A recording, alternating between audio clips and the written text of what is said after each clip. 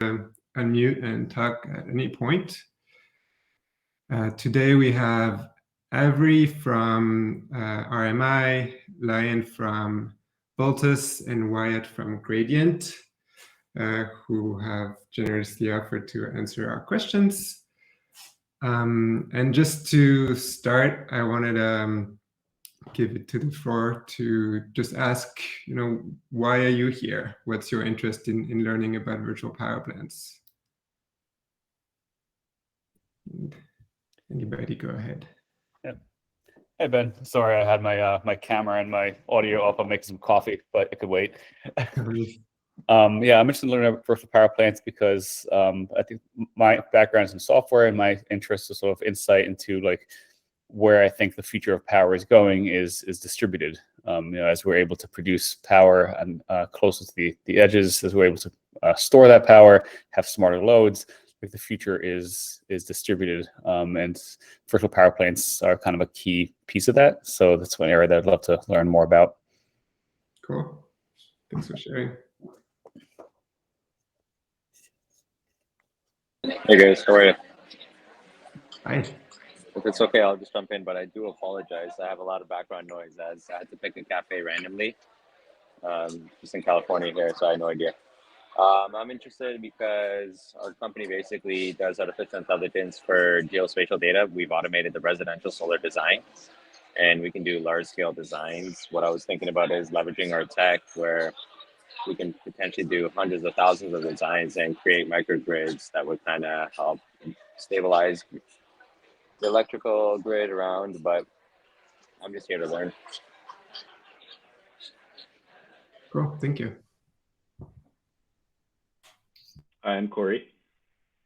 I'm really excited about this. Really want to learn more about the virtual power plants. My background is in software, but I'm kind of moving into finance area. And one of the things I'm particularly interested in is how to scale this stuff. A lot of DERs, the question comes up about, there is, securitization in finance of like things like, solar is being securitized, asset-backed securities, mortgages, but these all have very steady cash flows that investors are very,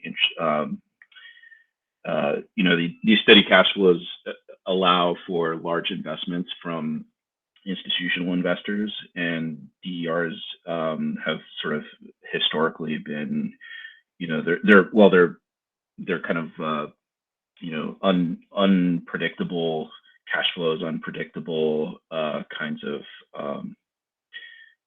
benefits coming out. So what are the sort of the financial aspects of how do you scale something? How do you get predictability with something that's inherently unpredictable? And like, what are the ways that we can sort of scale this up is kind of what I'm really particularly interested in with the VPPs.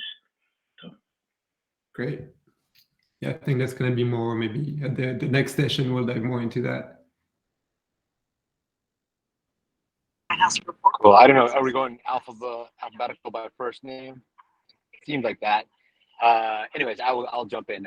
David, I'm interested because I think similar to Asaf, I'm coming from a software background, and the distributed systems model has dramatically changed the way we build software, the way we deploy software for the better. And it does seem like that metaphor can help us think through the modernization of the grid. I am particularly interested in electric energy and how we scale it with the change in distributed energy resources. So that's kind of where I'm at it. I'm very much early in the learning curve, though. Cool. Thanks, David. Another couple people want to go, and then we'll jump in. Yes, I can go. My name is Zaid Zayuna. Background is in electrical engineering. Had some experience with industrial like distribution types of electrical design early on, and I have had some experience on, not necessarily myself on the software side, but on like the relaying and automating that side to do circuit protection. So utilizing software to enhance the distribution system itself. That said, VPPs are definitely new to me. I'm trying to learn I guess how we can utilize software to tie homes and their equipment as well as their power sources to the grid, and do it at volume. So I'm very much new into this space. Cool, thank you. Hi, All Corey. right, so go for it, Madam. Hi, I'm Manan. I'm trying to build a product for VPP software. My background's in electrical engineering, doing building design. So I'm trying to combine sort of solar on REITs rooftops and take away the problem of distribution and transmission from utility scale solar. Cool, thanks. Wait, Okay. you said rooftops. I apologize. You said rooftops, right? Yeah. Yeah, so it seems like most people are coming from outside who are interested in joining the world of virtual power plants, which is very encouraging. And so today we'll talk more we'll try to define what virtual power plants are, and understand why they're important. Next time we'll have another session about a deep dive in the business aspects, and then another one about the tech really behind it. And to start, I was thinking we could just really go pretty general on what is a virtual power plant, what is considered a virtual power plant, and what is not a virtual power plant. So where do we draw the line? Anyone wants to share anything in that respect? Yeah, I can kick us off. So, hi everyone, I'm Avery. I'm a senior associate on the carbon-free electricity team at RMI, and I work on the virtual power plant partnership, which maybe some of you have hopefully heard of. I sent Benjamin the paper that we published defining what a VPP is last month. So that's in the Slack, and I can also send it here if folks want. But basically, the way that I'll give a little bit of background of what the partnership is to give some context, and then go into our definition of a VPP. So we publicly launched this partnership last month with 10 founding member companies, GM, Google, Ford, SunPower, Sunrun, Switched-In, Virtual Peaker, et cetera, OhmConnect. And what this partnership is trying to do is, for those who don't know, RMI, Rocky Mountain Institute, is a clean energy nonprofit, and we are working in this partnership to scale the market for virtual power plants. We have a long history of working in energy efficiency, demand response, demand side management. And we've seen an inflection point in the market where virtual power plants are now becoming, I feel like I just get a news article every day, whether it's from Utility Dive or my dad, who now texts me articles about VPPs. So we were seeing a need in the market to kind of focus specifically on VPPs. There's a lot of movement for DERs generally, but in the actual aggregation of it, especially with an order that came out from the Federal Energy Regulatory Commission for quarter 22-22, which many of you might be familiar with, basically allowing aggregations of DERs to participate in wholesale markets. So there's some legislation and market rules that have been changing to enable this. So now people are trying to figure out how to do it. In this partnership, the way that the VP3 team works from the RMI side is we want to provide research and communication support and analysis. So that we've done that with the report that Benjamin sent over in the Slack. We also want to do direct support in key regulatory venues, and then also convene and collaborate. Our members are for-profit companies so far, but we also engage heavily with utilities, regulators, and policymakers, as well as the DOE. So that's a little bit of background.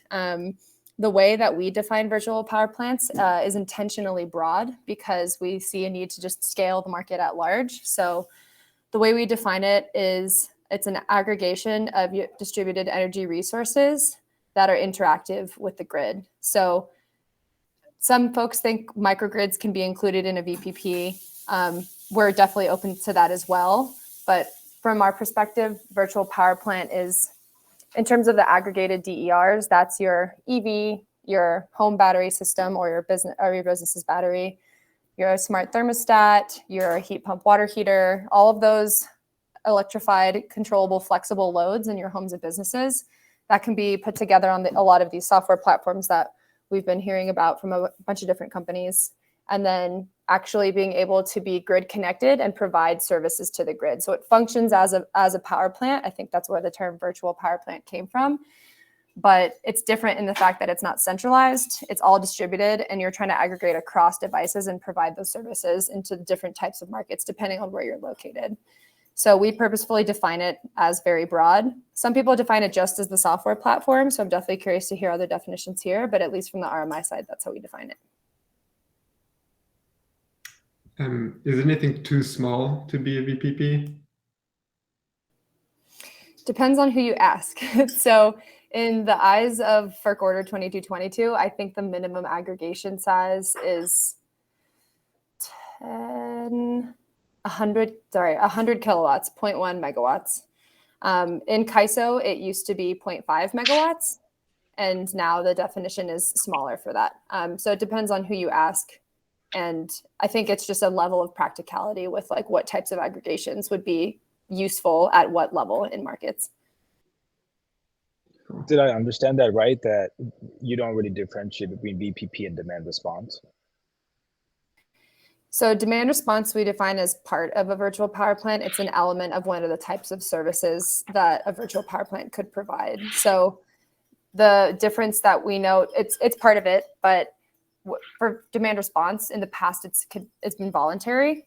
And for a virtual power plant program, there would be a level of compensation to the customer provided, as opposed to just voluntary DR, like in California when we get those flex alerts and they're like, turn down your usage. That's like a voluntary emergency DR event, which could be part of a VPP program, but the emphasis is on getting some revenue flow back to the customer for the services they provided. So would you define DR then as just a technique that's used for a virtual power plant to create value? Yeah, I'll answer that, and then I'd love to hear from some of the other folks here too. Yes, I'd say it is a technique. I'd say there's some work to be done with defining the different types of demand response. There's a lot of different types when you're looking at the scale of time. Like, is it a demand response event that's needed for 15 minutes? Or is it more dynamic where you need it for 4 to 6 hours for actually changing the shape of the curve? More like time of use pricing. So it's a method, but it's also a way of getting incentivized if there's different types of structures in place to incentivize for different types of DR. So from a very high level, yes, it's a method, but it's also very nuanced within DR because you have different types of demand response that different devices can provide based on the way that they're set up. Like something that a battery could provide is very different than like even like a dynamic pricing program that could still contribute to demand response.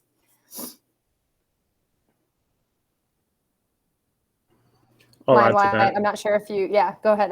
Sure. So hi, I'm Lion. I'm a software engineer working at Voltus, which is a virtual power plant provider company.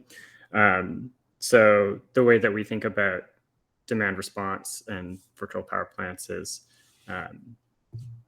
we act as a virtual power plant, which means that we subscribe to and participate in a number of grid operator programs. So those programs map to energy services. So there's, a grid operator might be like, okay, hello, generators, we'd like, day ahead, some amount of dedicated kilowatts or megawatts into the market. We also would like some operating reserves. We want some emergency response. And, you can put in your votes for how many megawatts you'd like to submit to the bid. And then, on the next day, say in the day ahead market, the grid will dispatch those generators that had bid and won the bid. And then those generators can decide how they would like to fulfill that request. So it can be through demand response by curtailment, or it can be through generation, or it could be through battery discharge. So the virtual power plant is the actor, and demand response is one of the ways in which it can behave to fulfill a request for an energy service. One question. Solar panels are technically DERs, but I feel like they can't really be part of a virtual power plant because they just run when they run. Would you agree with that, or? So this is the power of aggregation. There's nothing to stop you from building a portfolio of DRs, of which solar panels are included, and you can make predictions about how much energy you will have to provide over over some arbitrary amount of time. And so I can say, I can offer into the 15-minute ahead like operating reserve program. And I can say with confidence, for my given portfolio of DERs, I can expect to have, X amount of megawatts available to me. And then I can, with confidence, make that bid into the market. And if I'm called upon, I should be able to expect to satisfy it. I can always have, backups. I can have, there are lots of ways to mitigate the risk of not being able to satisfy a dispatch. So, hi everyone, my name is Wyatt Makedonsky. I'm co-founder and CEO of Gradient Energy. I'm also an independent researcher at the intersection of energy and AI. So the definitions that we've kind of been proposed of virtual power plants are very broad. It's almost as if anything touching a DER is a virtual power plant. And it's nice to have a definition that's broad, but actually working in the space, it's kind of almost seen as a buzzword. It's not really helpful when someone says a virtual power plant. I mean, are they talking about demand response? Are they including solar or not? These are all real questions. So a more functional definition from, I guess, working in the space is a virtual power plant is generally seen as something that is dispatchable and can actually produce power instead of just providing a demand response and reducing power consumption. So this usually means that it could be some form of on-site generation, but usually it's some form of battery. Solar isn't dispatchable, or at least not any traditional methods. But yeah, it's one of the accepted definitions that I personally think is the most helpful is that a virtual power plant is storage, or it has storage attached and it can generate power. The storage would generate power as well. So that's just opinion from working in the space. So with that definition, solar wouldn't really fall under, but if you start to aggregate it and bid it into wholesale markets, that would be considered a virtual power plant. So it gets confusing. I'm just hoping to provide a definition that's more functionally useful than something broad. Yeah, and just to counter with that, I've also heard that from other folks too. And I've also heard folks define it where the dispatchable can be defined not only in injecting a power supply type of way, but also dispatching that reduction ability. So from RMI side, because we've always worked on demand side first, we have the perspective of it also includes DR and it also includes that load shifting, shaving capabilities.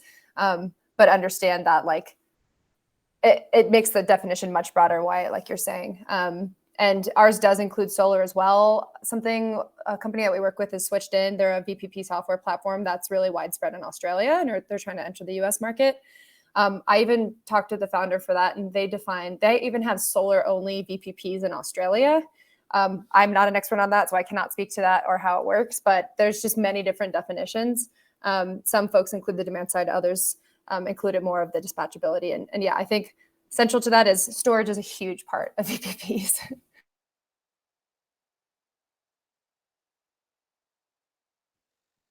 Corey had a question. Is he still on? Yeah. This may be a little. So I'm learning about this, so I'm not entirely. I'm trying to get some clarity in my head about how this all works. I know that, right, C-Power, Voltus, you can work with companies to reduce their demand charge, right? They can, put in various either battery storage or solar or something, so that like they're do some peak shaving basically, right? Or reduce their overall demand charge. So like, I guess my question is like, at what point does that, so that's not really the same thing as a VPP there, because they're not bidding it, or does that also get aggregated into, like, do they get the benefit of the demand charge plus they get bid into an aggregated VPP and possibly get compensated in maybe a capacity market or something like that as well? Yeah, so there are a number of products that Voltus offers. I'm not sure about other VPPs. Some are related to the market and get compensated, like you suggest, as a result of participating in market programs. Others are completely unrelated to the market and just about optimizing the customer's own power usage, such as shaving off peak power consumption. So yes to both, but there are different revenue streams. Cool. Thanks for that clarification. Can I ask one quick follow-up? Why, when you said dispatchable, can you define that a little bit more? You define that solar wouldn't be dispatchable, but I'd love to hear your inputs on that. Yeah, so dispatchable in human terms, that means, can you control it? Can you flip a switch and can it start producing power? With solar, generally it's producing, on some sort of curve, and you can't necessarily control that. It gets a little complicated where you can put your solar power into a battery, or you can essentially reroute that and put that into the grid. So solar could be dispatchable if you include it in more of a broader system sense, but generally solar is not considered dispatchable. So dispatchable with a battery backup would be dispatchable, but solar alone, because I just wanted to have that clarity, because I understood basically right now as virtual power plant, you do have to store the energy. It's limited, and definitely you're going to want to be able to dispatch at certain times. Like for example, NEM 3.0, feeding it back into a grid at a specific time and having that capability. So technically that would be dispatchable under that term. Thanks for clarifying. I just wanted to get that understanding. Yeah, like I said, it gets complicated. So the entire space is just exceptions to rules.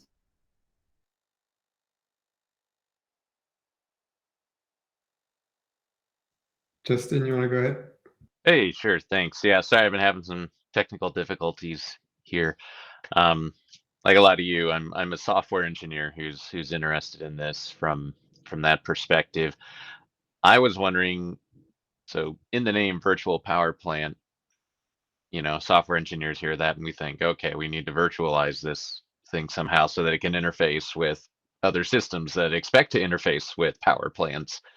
How much is that possible right now in terms of bidding out the energy and capacity in energy markets, and how much do you feel like it's kind of one-off handling of the VPPs within the market, and then where would you like to see that happening? Because I can see how a lot of dispatchability and capacity and energy available have analogs directly in the energy market.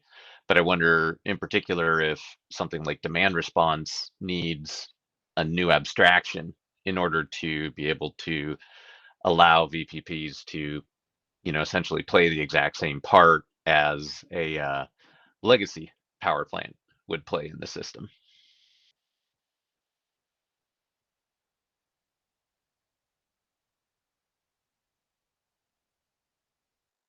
Is that too complicated of a question? Maybe I'll I'm hearing two questions. So one is about like the ability to integrate software with the existing grid, and like the ability to do dispatches in an automated, software-driven way.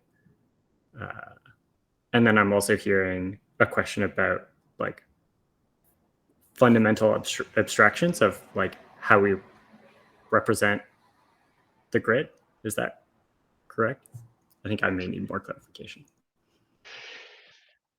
Yes, yes. I think there was probably at least 3 questions that I asked, but I guess, yeah. So maybe the easiest first question would be, how do VPPs interact and behave as legacy power plants in the current energy market and grid service framework?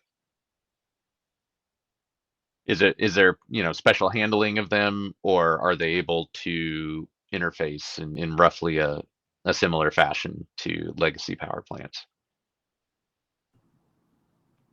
And that may be software or human-based manual processes. Happy to answer, but I'll see if Wyatt or Avery want to answer first. I'll let you answer first. Okay. For most markets and for most programs within each market, we are treated like a legacy power plant. We even had someone show up from a grid operator trying to install some monitoring hardware into our power plant at our tech office, which doesn't work. So what we do is we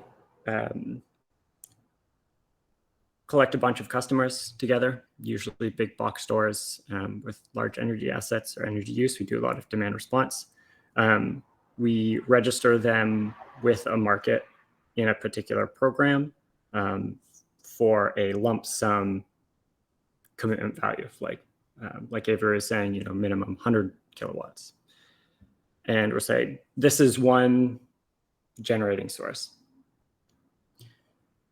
Then we bid them into the market. We have a schedule for when we're available to be dispatched, and we say we can be available for this energy service at these times.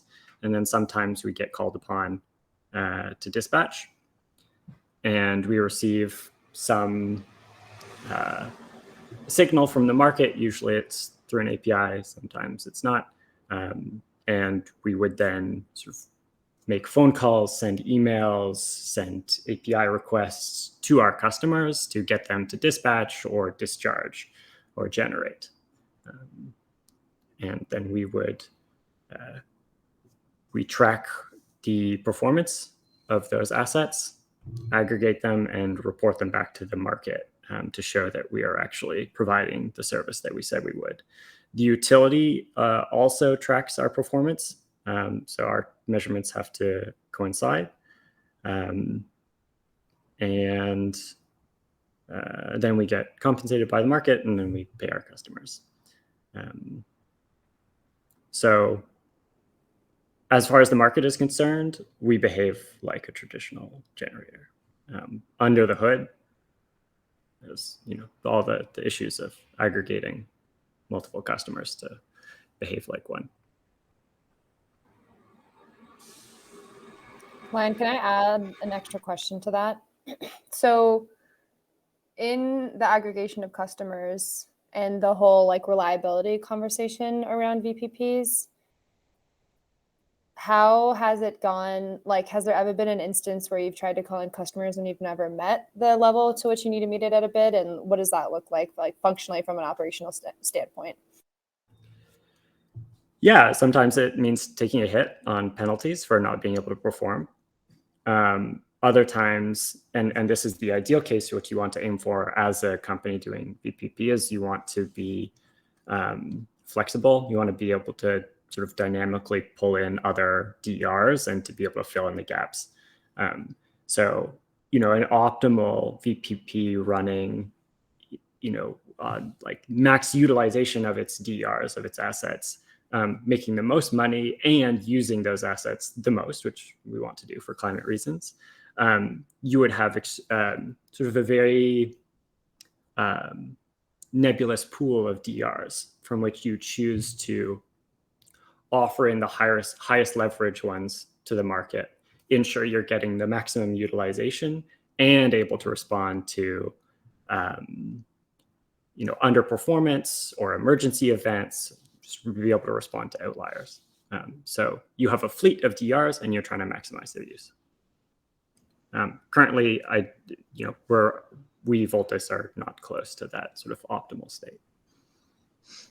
Yeah. So, another kind of angle of answering your question, Justin, my background, I also used to be a software engineer. I actually quit big tech to work in energy. I know a lot of people here in software. So if you're thinking about making that jump, please do it. It's you have so much more meaning instead of being a cog in like a 50,000 person company, or you can have a lot more impact that way. So don't be afraid. So how virtual power plants act right now, what my company does is we're interfacing directly with electric vehicles and battery systems. And this is usually done just through an API. In a virtual power plant, it sounds kind of complicated, but it can be, in blunt terms, it can be, or I guess in current terms, it could be considered rather like stupid, where a virtual power plant is often just an on-off switch of sending a command to, all right, produce as much power as possible, or to, reduce power as much as possible. But things get much more complicated when you're dealing with, let's say, electric vehicles, as there's participation won't always happen, and they might have essentially nodal failures, or I'm sorry, a node might disconnect, and that could be seen as a failure during. I'm actually writing a paper about this right now, so I'll try and remove the complications. But in most cases, as with many power plants, a virtual power plant should have a capacity factor to consider lack of participation instead of getting a penalty if you introduce a capacity factor. Then a capacity factor, sorry, if you don't know what that is, it's essentially a number, a percentage that, if everything's producing, then we're at 100%, our capacity factor is 1. But if, let's say, wind, its capacity factor, I think, is usually like 0.3. So it's only producing power roughly 30% of the time. And that's kind of the average. Don't quote me on it. That's kind of like a human explanation. But capacity factors are often introduced to help avoid some of those penalties that Lion is talking about, because not everything is going to run. There's going to be failures. And if you get into electric vehicles like us, there's an insane amount of failures, and your capacity factor is low, and there's all these connects and disconnects, and that gets complicated. Right on. So you tend to work within the, oh, sorry, Zaid. Go ahead, Justin. I was just going to ask a follow-up question. Please go ahead then.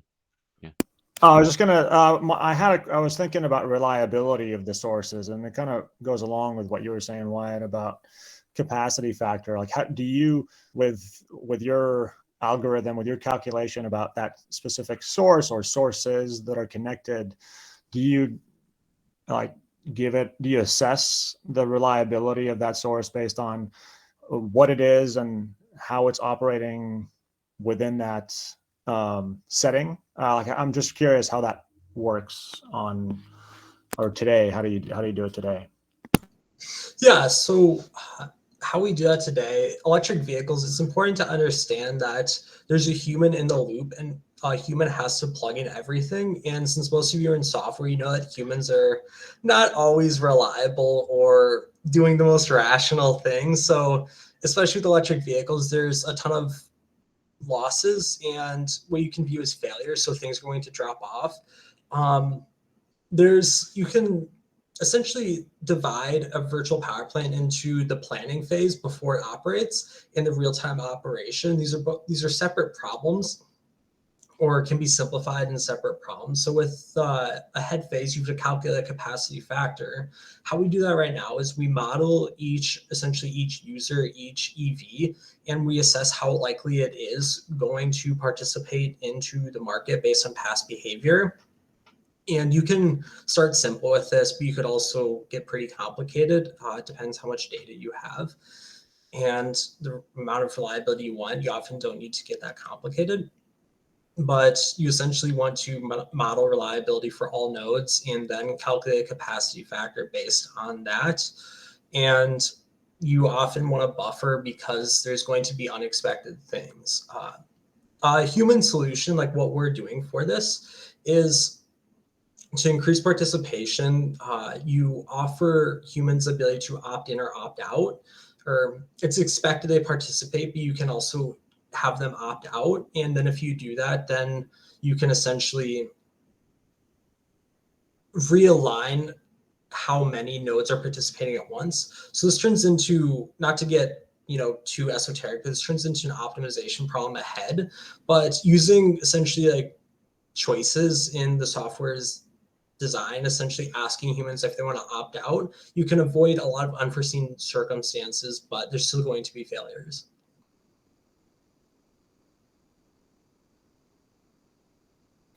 I'll just voice something. Presumably. Sorry, real quick. I'll just voice something I put into the chat. The opt-out structure, I just want to like emphasize that. That's something that's been proven to really help increase participation, because realistically, like for those of us involved in VPPs, like we know customers are just like totally out of touch with their energy usage. That's one of the main problems. Like people don't even know what a virtual power plant is, or if those programs are offered, or even who the utility is. They just know that it's on auto pay and they get charged every month. So opt-out structures are great because like customer comfort trade-offs are very minimal, especially when you like look into the thermostat range and part of DERs. So I just wanted to highlight like opt-out structures are great because even in California, like you're enrolled in a community choice aggregator. So usually those are electricity service providers that have much cleaner, a cleaner generation stack, and people don't even know they're in a cleaner thing that's like much better for them and either marginally more expensive or usually a little bit cheaper. And participation rates are like way higher, like 90%, as compared to if you have opt-in, it's probably like 10%. I was just going to ask, sorry, I just lost the thought. Yeah, no, about the EV charging and the reliability there is presumably sort of smart charging or kind of like the machine learning approach to figuring out when to charge, this kind of thing, to be able to sort of give customers confidence that their charger will be charged at a particular time. Will that increase their participation with EVs in particular? You should be able to see a higher participation of EVs there. Is that like the fundamental issues, the anxiety of the customer not getting their charge when they want it? Yeah, so the simple way to help reduce range anxiety for that is allowing the customer to specify a reserved margin. So if they want to keep 40% of their battery, then you stick to that. And then you might use the other portion of the battery. And like I said, it turns into an optimization problem. And so if I have an event for 4 hours and, ideally this electric vehicle will produce at, 9 kilowatts. But if to meet that reserve margin, we might have to dial that back and over the event so that we, again, respect that.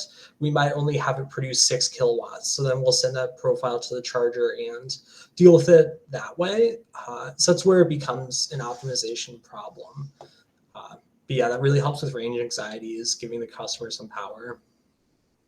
Does that answer your question? Yeah, thanks.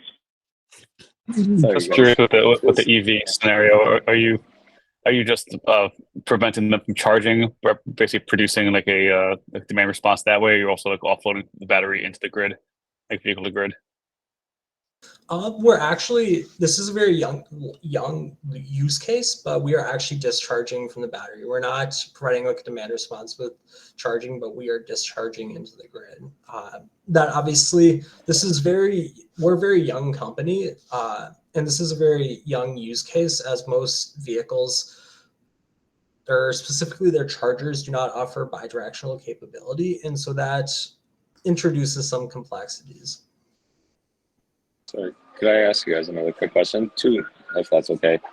So a lot of the batteries that I've seen, typically you don't want to deplete less than 20% because that does affect it quite drastically, right? And if you're saying that you want to go more than 40%, that's a decent amount of energy for sure.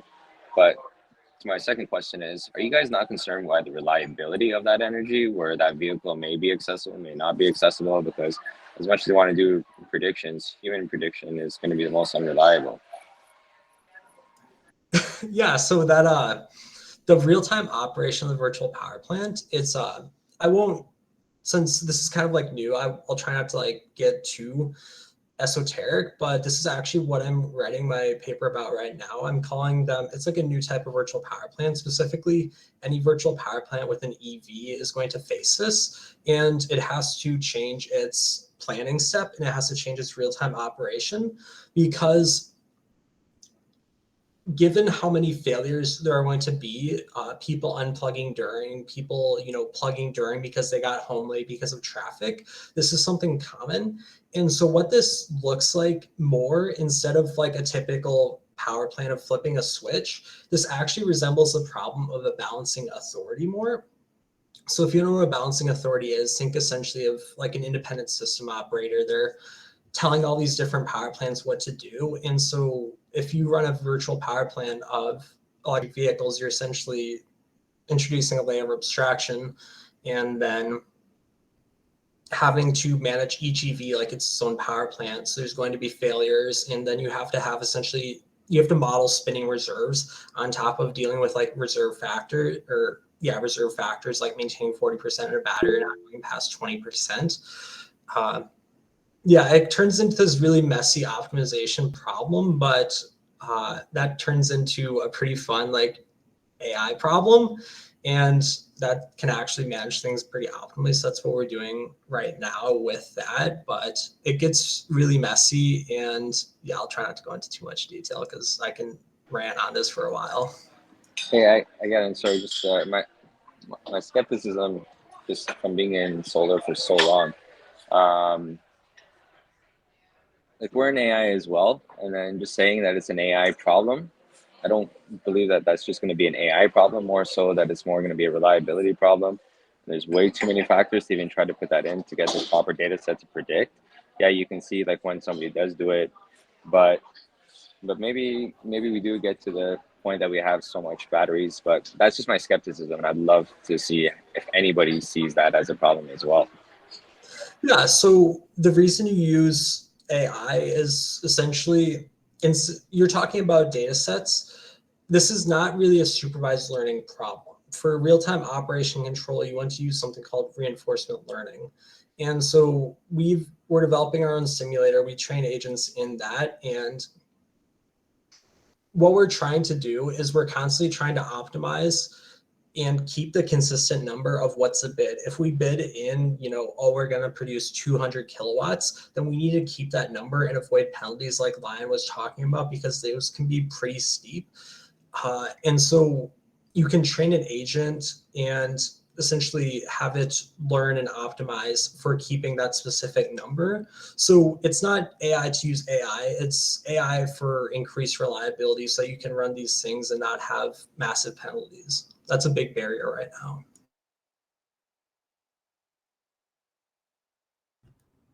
I'll add to this. I want to add two things. So one is, some of these predictability problems go away with more scale. If you just like, the current grid is highly predicted on a 24-hour schedule of how much demand there will be. And when you get to large numbers of humans, they become more predictable. So that helps. A notable constraint is that VPPs in many markets are restricted to a very small geographical region, usually one CP node. You can think about it like traditional power plants only produce from a singular location, and there are physical constraints of the grid that the grid operators want to keep the same. If I were a VPP and I were producing power across the entire state of California, I can introduce some pretty severe, power factor frequency issues. If just based off of the geographical constraints of where I inject power into the grid. So currently, VPPs are usually constrained to producing power in a small geographical location. And this constrains the size of the aggregation. So if we think, like the penetration of electric vehicles currently in the like the US, either commercial or private fleet, it's actually pretty small when you narrow it down to the allowable size of a VPP's operating area. So you don't get the advantage of these large aggregations that Wyatt could, truly apply the ML at scale for. So, maybe as we see larger penetrations of EVs, these problems will become more tractable. But in the meantime, my second point is a very good candidate for early EVs used as DERs are fleets, commercial fleets. So these could be delivery vehicles, or they could be, public transit. And the behavior of these is much more, optimal for VPPs at this time, because it's a large aggregation of highly predictable electric vehicles. And so that, gets you over the geographic constraint, and it also gets you over the predictability constraint.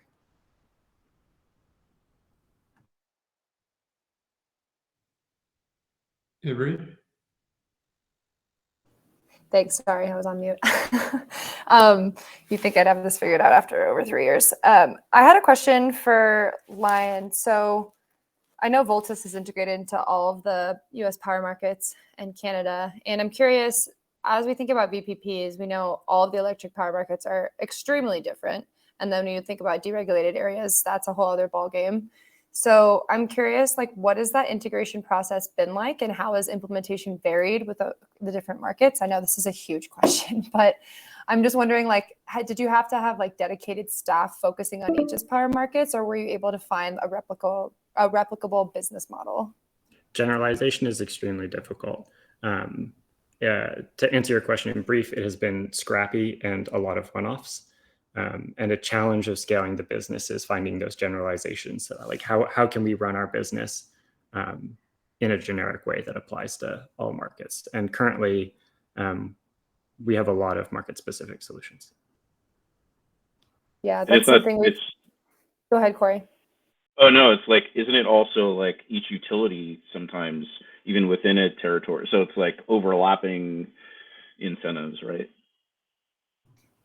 Definitely. Yeah, I think it can vary by utility, by power market, by state even. It's a real jurisdictional problem. I asked this because something that we've heard from our members is a call for any template type roadmaps that we can provide either to a regulator or a policymaker, or even business models for corporations for different revenue streams that are available in this space. And it's it sounds like it's really fragmented, and there's a call for integration. So that's something that we're going to try to work on. And if anyone wants to help, let me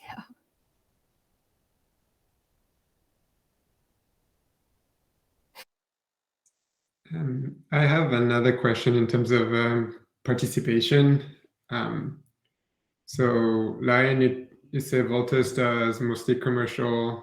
Then we've talked also about residential, but I guess why would anyone participate in a program like that? Because it feels like it's more of a constraint. Do they get anything out of it that's tangible? Sorry, my internet just dropped out while you're asking your question. Could you repeat it, please? Okay. The question is what are the incentives, more than the money, I guess, or including the money for commercial and residential to participate in virtual power plants programs? What's the difference of incentive between those two categories of customer, or? No, just overall, what are all the incentives? Oh, yeah, they take a cut of the compensation from the grid. So the way that Voltus makes money is we get a bunch of DERs and the owners of them, and we say, hey, if you would give us access to your device, certain, for X amount of time, then we'll offer you into this grid program. So they say yes, we offer them into the program, then they get dispatched, so they do a curtailment or a generation or a discharge event. And then Voltus, as the one who offered them into the market, gets paid by the grid. And then a portion of that, 60%, goes to the customer. So Okay. Voltus is the middle person. Makes sense. And on the residential side, I don't know, you're like participating in programs like Home Connect or anything through PG&E, like you might get a one-off $50 coupon or, you know, like $10 every 3 to 4 months, which isn't, you know, super incentivizing compared to the size of your bill. So what are other incentives there for participants? Currently for residential, Voltus has only done like small scale integrations of, you know, a few hundred or a few thousand sites. We have worked with like other aggregators such as Residio and with Honeywell and Google Nest. And it has been this like coupon sort of one-time fixed amount for the homeowner. So I'm not aware of other compensation strategies. I imagine there would have to be some for this to work at scale, probably some sort of opt-out system. Yeah, I don't know. In compensation, it doesn't have to be money, right? It could be anything else, like a feel-good feeling or something. I don't know. Bardia, go for it. Thanks. Sorry, guys. Out of curiosity, are you seeing a different price? Is it utility wide? Is it zip code wide? Or is it like street wide? Or is it like on a specific transistor on the street, like different pricing?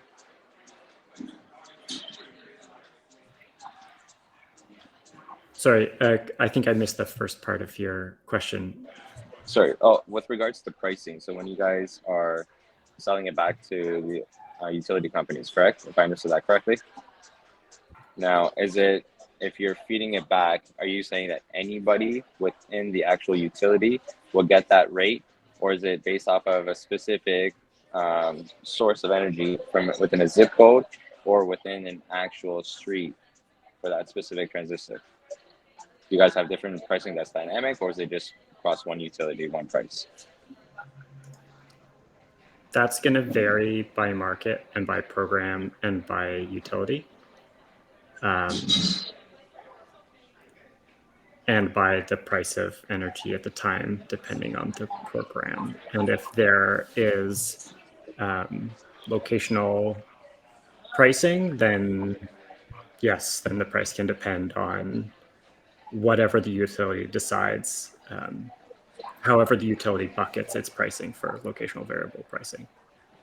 So I think yes to all of the above, and it depends on many factors. Thanks.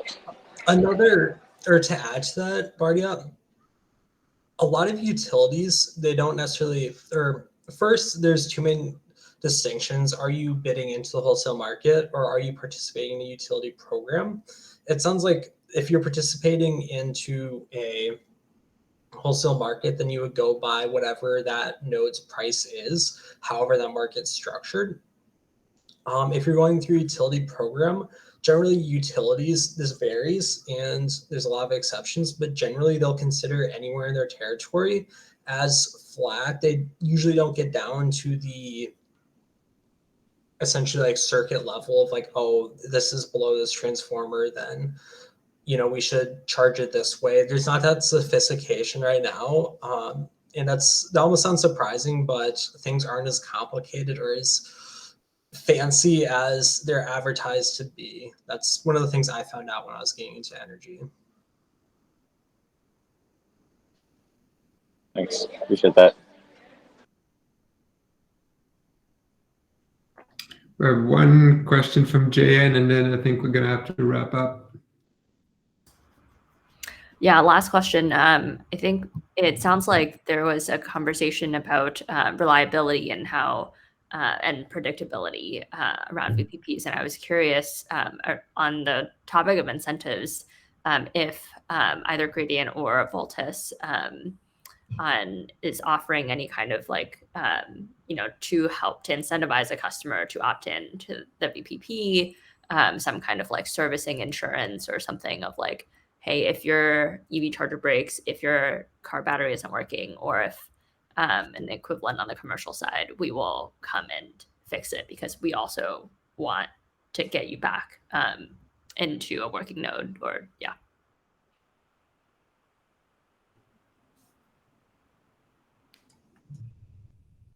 Do you want to take this line, or? I think we can both answer. No, we don't currently do this, but I think it's a very good point and probably a good idea.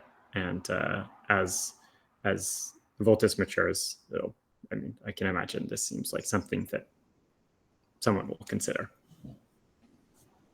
Yeah, so at least how we do this is we pay them after every event. And obviously the number of events depends, and that gets into essentially other factors and minutia, but we want to keep that feedback loop as short as possible. Every time we send an event notification, we tell you that you can earn X dollars, and that's usually pretty good incentive to get them to participate. And if they participate, then we pay them out, and we try to be as direct and clear with that as possible. With Gradient, since it's just us specifically, we have essentially 2 classes of customers. And with one class, if they don't participate, they are penalized. So there is a carrot and there is a stick. We're about to get kicked out, so I think we're going to wrap up. But thank you so much, everyone, for joining. Thanks, Wyatt and Lion, and also Avery for answering all our questions. Please join the DR Task Force Slack if you haven't yet, and continue the discussion there. Next week, we'll have session 2 about the business angles, and I'll share resources on Slack. And thanks, everyone.